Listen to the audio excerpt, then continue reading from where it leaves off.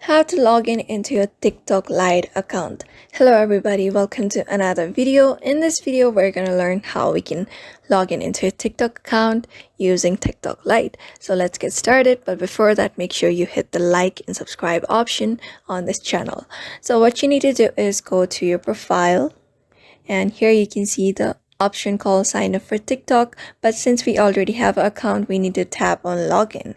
And here you can get options of using your phone, email, username, continue with Facebook if you created your account from Facebook, with Google if with Google, and with Twitter if you have created your account with Twitter. Here I use my email, so what I'm gonna do is tap on the very first option saying use phone, email, and username, and here I am going to my email ID. After entering your email ID, you need to enter your password that you used for creating your account. After entering your password, tap on login. It may take some seconds, but you will reach to another page.